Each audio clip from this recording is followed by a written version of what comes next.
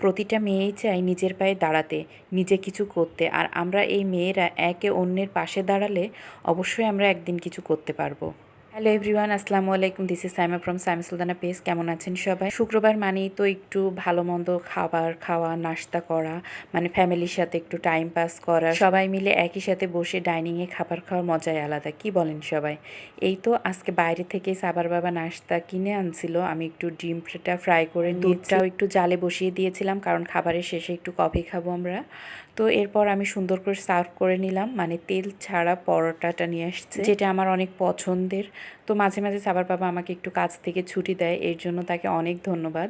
সকালে নাস্তাটা কিনে আনছে, যার জন্য আমার সকালে চুলায় আসা লাগেনি। এরপর একে একে আমি সব কিছু সুন্দর করে বাটিতে ঢেলে নিলাম। আর হচ্ছে ডিমটা ফ্রাই করেছি, কারণ হচ্ছে সাবাসারা ডিমটা পছন্দ করে, যার জন্য ডিমটা ফ্রাই করে নিলে ওরা রুটিটা দিয়েই খেয়ে নিতে পারবে। এরপর আমি সুন্দর করে ডিমটাও একটু সাজিয়ে একটা ফ্রিজে নিয়ে নিলাম, কারণ আমি সবসময় একটু সাজিয়ে গুছিয়ে খাবার খেতে পছন্দ করি। আর আমার অন্য কোনো ভিডিও তো আপনারা অবশ্যই দেখেছেন, আমি যে কোনো সময় হোক, যে খাবারটাই হোক, সুন্দর সাজিয়ে খাবার খাওয়ার চেষ্টা করি।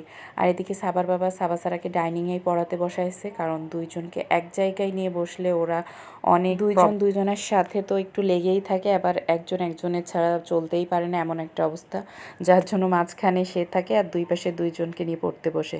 তো এরপর আমরা একে একে সুন্দর করে সার্ভ করে নিলাম খাবারটা। আর এরপর আমরা একটু কফিও খাবো, তো সবাই একসাথে খেয়ে নিলাম। শুক্রবার মানে একটু দুধ কফি বা দুধ চা একটু তো থাকাই লাগে। আর বাইরে যেহেতু রোদে উঠছে, যার জন্য একটু তাড়াতাড়ি খাবারটা শেষ করে দুধ কফিটা খেয়ে আমরা একটু নিচেই যাব রোদটা পোহাতে।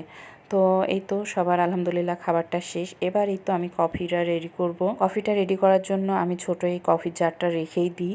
তো আমি ওইটা ফ্রিজে রেখে দিই, যে বড়টা, এটার ভিতরে আমি চিনি, কফি আর একটু পানিটা নিয়ে ছোটো এই কিউট এই জারটায় আমি হচ্ছে এই কাজটাই করে থাকি, কারণ এইভাবে একটু সুন্দরভাবে ঝাঁকিয়ে নিলে কফিটা হেভি ফমি ফমি একটা ভাব হয়, যেটা খেতেও ভালো লাগে। তো আমি এই স্পেশালভাবে যখন কফি বানাই তখন ঠিক এভাবেই বানাই, কারণ আমার কফি মেকার নাই, কিন্তু আমার হাতটাই কফি মেকার হয়ে গেছে, এমন একটা অবস্থা। সাবার বাবা আমার কফিটা অনেক পছন্দ করে।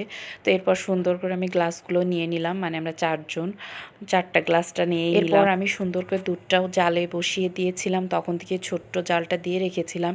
এরপর এই তো হ্যান্ড ব্লেন্ডারটা এটা দিয়ে আমি সুন্দর করে এটাকে ঝাঁকিয়ে নিব, তাইলে একটু ফোম ফোম টাইপের হবে, যেটা হচ্ছে দুধটা দেওয়ার পর একদম কফির উপরে ফোমে ভাবটা চলে আসবে। আর সেটাও আপনাদেরকে দেখিয়ে দেব। এটা আসলে আমি এভাবেই খাই, আর মজাও লাগে উপরের ফোমটা খাইতে। তো এটা হচ্ছে এই যে আস্তে আস্তে উপর থেকে নিয়ে এভাবে কফির শেষে, মানে শেষ পর্যায়ে একটু দিয়ে দিলে উপরে সুন্দর লাগে, দেখতেও সুন্দর লাগে, খাইতেও বেশ টেস্ট হয়। তো এই তো আমার কফির ফাইনাল লুক। কেমন হলো আমাদের আজকে শুক্রবারের ব্লগ, কমেন্ট করে জানাবেন। আর যদি ভালো লেগে থাকে অবশ্যই একটা লাইক দিবেন, যারা নতুন দেখছেন কমেন্ট করে জানাবেন এবং ফলো দিয়ে পাশে থাকবেন। তো এই তো আমাদের কফি টাইমও শেষ, ভিডিও শেষ, সবাই আমরা খুব মানে মজা করে কফিটা খাচ্ছিলাম, আর অনেক গল্পও হচ্ছিল। আসলে ফ্যামিলি টাইম অনেক ভালো একটা টাইম অন্য আদার্স টাইমের থেকে, কি বলেন আপনারা? তো আজকে কফি খেতে খেতে এ পর্যন্তই। সবাই ভালো থাকবেন, সুস্থ থাকবেন, দেখা হবে নেক্সট কোনো ব্লগে।